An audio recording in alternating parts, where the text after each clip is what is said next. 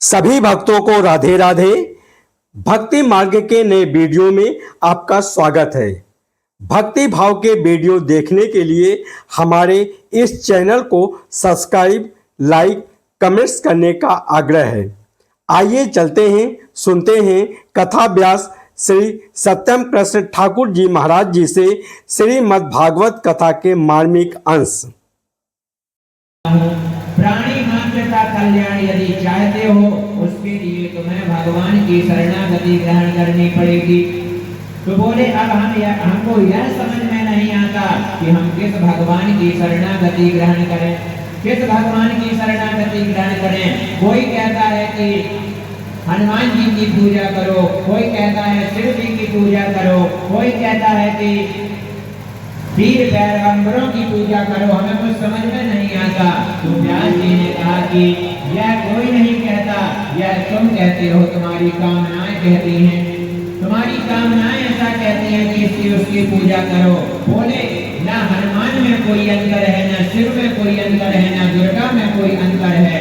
जिस प्रकार से बिजली एक ही तार पर अपनी धुरी से आगे बढ़ती रहती है, लेकिन उस बिजली का अलग अलग उपकरणों से संयोग होने से वह अलग अलग प्रकार के प्रभाव दिखाती है, उसी प्रकार से हमारे जो सनातन धर्म के देवी देवता हैं, उनका भी मेन यही उद्देश्य है, उनका भी मेन यही है कि जिस प्रकार से बिजली में हमने पंखा लगाया तो वह हवा देने लगता है, हीटर लगाया तो गर्मी देने लगता है, उसी प्रकार जिसे रस की उपासना करनी हो वह नंद नंदन श्याम सुंदर की उपासना करे, जिसे शांत भगवान की उपासना करनी हो वह राघवेंद्र सरकार की उपासना करे, जिसे महाराज बड़े बल की कामना हो वह हनुमान जी की उपासना करे।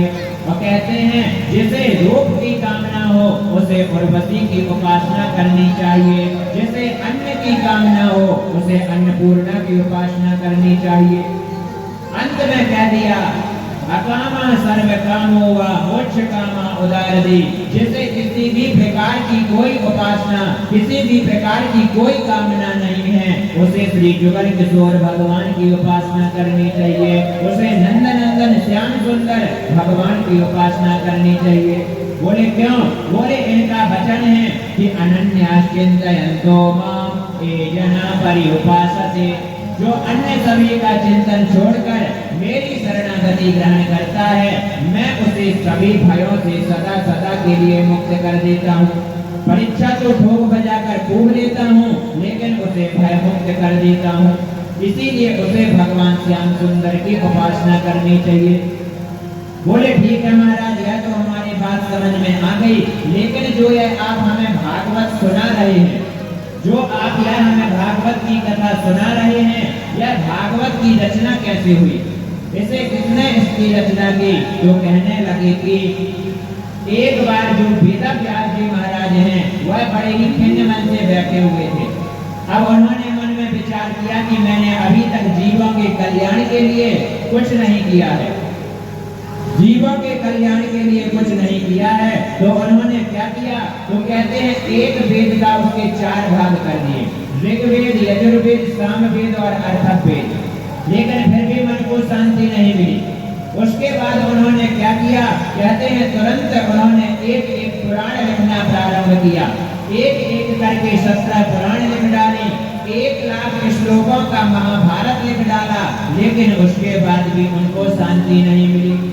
और जब उनको शांति नहीं मिली तो श्री सुखदेव जी महाराज कहते हैं परीक्षित, तुरंत उन्होंने मन में अब यह विचार किया कि अब मैं क्या करूं, क्या करूं, अब तो मैं वृद्ध हो गया, अब मैं क्या रचना करूं। इस प्रकार उदास बैठे हुए थे, इतने में उन्हें एक बड़ी सुंदर ध्वनि सुनाई पड़ी। दूर से देखा तो कोई गाते हुए आ रहा था, श्रीमन नारायण श्रीमन नारायण श्रीमन नारायण नारायण।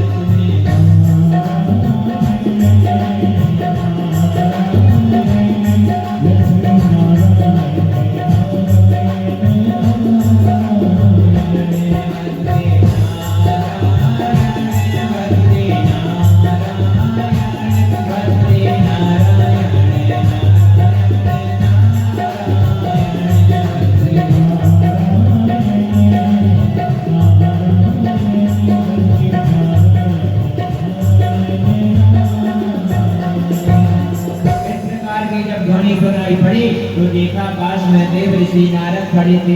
व्यास जी ने तुरंत प्रणाम किया, आइए आइए महाराज। देव ऋषि नारद ने पूछ लिया कि आप इतने उदास क्यों हैं, आपका चेहरा इस प्रकार से लटका हुआ क्यों है? तो कहने लगे कि मैंने अभी तक जगत के कल्याण के लिए कोई कार्य नहीं किया। बोले अच्छा, बोले ऐसा कैसे? बोले देखो ना, मैंने इतने सारे ग्रंथ लिख डाले लेकिन मुझे शांति नहीं मिली। बोले जब तक तुम श्रीमद् भागवत कथा की रचना नहीं करोगे तब तक तुम्हें शांति मिलने वाली नहीं। बोले कैसे? अब तो मैं बुढ़ा हो गया, कैसे लिख पाऊंगा? बोले संतों की शरणागति ग्रहण करो और उसके बाद में श्रीमद् भागवत की रचना करो। बोले श्रीमन नारायण ने कृपा करके 4 श्लोकों की भागवत मेरे पिता ब्रह्मा जी को दी थी और मेरे पिता ब्रह्मा ने कृपा करके वह भागवत मुझे प्रदान की है, तुम उसका विस्तार करो। बोले अच्छा। बोले जब इस प्रकार से कहा तुरंत देव ऋषि नारद ने 4 श्लोक की भागवत तुरंत व्यास जी के कान में दे दी और कह दिया कि भगवान का आश्रय लेकर इसकी रचना करना तो तुम्हें अवश्य सफलता मिलेगी। धीरे धीरे महाराज वेद व्यास जी महाराज ने गणेश जी का स्तवन किया और गणेश जी आकर लिखने लगे। माता सरस्वती उनके मस्तिष्क में आकर विराजमान हो गई। एक एक करके उन्होंने उस 4 श्लोक से 12 स्कंद, 335 अध्याय और 18,000 श्लोकों की रचना कर डाली। 18,000 श्लोक जब उन्होंने लिख डाले, श्री सुखदेव जी महाराज कहते हैं, श्री सूत जी महाराज कहते हैं 18,000 श्लोकों का ग्रंथ लिखकर उन्होंने तैयार कर दिया। बोलिए श्रीमद् भागवत महापुराण की। अब मन में यह विचार किया कि मैंने यह ग्रंथ लिख तो दिया है लेकिन अब इसे दूं किसे? मन में विचार करने लगे। मन में फिर याद आया कि मेरा पुत्र सुखदेव वह बड़ा बैरागी था, वह निर्गुण सत्ता में बैठा हुआ है, वही इसका पात्र है। देखिए यदि कोई बड़ी सुंदर वस्तु हो और बड़ी कीमती वस्तु हो तो उसे सुंदर पात्र में ही रखा जाता है। यदि हम उसे सुंदर पात्र में नहीं रखेंगे तो वह वस्तु खराब हो जाएगी। सोचा कि मैंने इतनी सुंदर श्रीमद् भागवत की रचना की है और यह परमहंसों की संहिता है, कोई साधारण नहीं है, इसे किसे दूं? लेकिन मन में सोचने लगे मेरा पुत्र तो निर्गुण समाधि में बैठा हुआ है, उसे मैं अब बुलाऊं कैसे? यह बार बार विचार करने लगे और जब इस प्रकार बार बार यह विचार करने लगे तो तुरंत उन्होंने क्या किया, अपने कुछ शिष्यों को बुलाया और उन्हें भागवत के कुछ श्लोक रटा दिए। और जब भागवत के श्लोक रटा दिए तुरंत कहा कि मेरे पुत्र के पास जाकर इन श्लोकों का गान करना। और वह वहां पर जाकर उन श्लोकों का गान करने लगे। उसमें भगवान के स्वभाव का वर्णन किया गया था। कहते हैं परहा पीडम नटवर बपो कर्णयो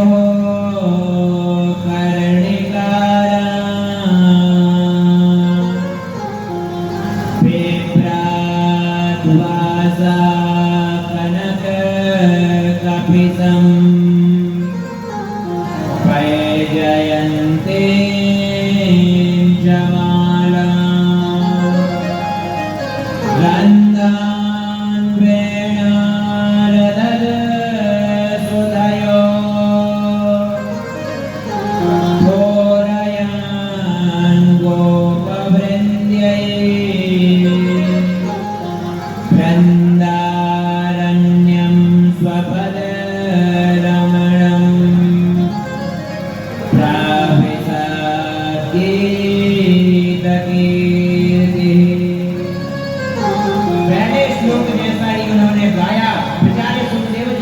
समाधि खुली। बोले आगे सुनाओ। इस श्लोक में भगवान की रूप माधुरी का वर्णन किया गया था। बराहपीडम कहते हैं बड़े सुंदर सुंदर भगवान के नेत्र हैं। उसमें कनेर के फूल के समान भगवान ने कुंडल धारण कर रखे हैं। त्रिभंग ललित से भगवान खड़े हुए हैं। इस प्रकार भगवान की रूप माधुरी का वर्णन किया। सुखदेव जी ने कहा आगे सुनाओ, आगे सुनाओ। उन्होंने कहा हमें इतना ही आता है। तो सुखदेव जी ने सोचा जरूरी थोड़ी है कि सुंदर होगा, हो सकता है ऊपर से सुंदर हो, स्वभाव पता नहीं कैसा है। फिर महाराज समाधि में बैठ गए और जैसे ही दोबारा समाधि में बैठे तब तक शिष्यों ने दूसरा श्लोक गुनगुना दिया। इसमें भगवान की करुणा का वर्णन किया गया था। कहते हैं अहो भगेयम स्तनकाल कोटा जिधांसया कायगा साध्वी लेभे गतिं दात्र्युचितां ततोऽन्यं कं वा दयालुं शरणं व्रजेम। दूसरे श्लोक में भगवान की करुणा का वर्णन किया गया। अहो पकी, देखो तो उस पूतना को जिस श्याम सुंदर को सारा संसार लाड़ लड़ाने के लिए आया था, लेकिन अहो बकी वह पूतना भगवान को अपने स्तन में जहर लगाकर मारने के उद्देश्य से आई, लेकिन भगवान ने उसके सारे अवगुणों में पर्दा डाल दिया। रुधिर का पान करती थी, आहार भी अच्छा नहीं, व्यवहार भी अच्छा नहीं। उसके बाद में भगवान को मारने के उद्देश्य से आई और आकर जैसे ही भगवान को मारने लगी तो भगवान ने सारे अवगुणों को देखना छोड़ दिया और मन में विचार किया यह काम तो वही करेगी जो एक माँ करती है, और भगवान ने उस पूतना को वही गति प्रदान कर दी जो महाराज एक माता को मिलती है। अब तो महाराज सुखदेव जी की समाधि खुली और तुरंत सुखदेव जी महाराज दौड़े दौड़े अपने पिता के पास में आ गए। बोले मुझे भागवत सुनाइए, भागवत सुनाइए। तब श्री वेदव्यास जी महाराज ने अपने पुत्र की परीक्षा लेकर और श्री सुखदेव जी महाराज को यह संपूर्ण श्रीमद् भागवत का अध्ययन करा दिया। और कालांतर में जब इस संपूर्ण श्रीमद् भागवत का अध्ययन उन्होंने कर लिया तो कहते हैं जब राजा परीक्षित को 7 दिन में मृत्यु का श्राप लगा तो तब उन्होंने परीक्षित को उस मृत्यु के भय से दूर करने के लिए इसी श्रीमद् भागवत कथा का श्रवण करा दिया।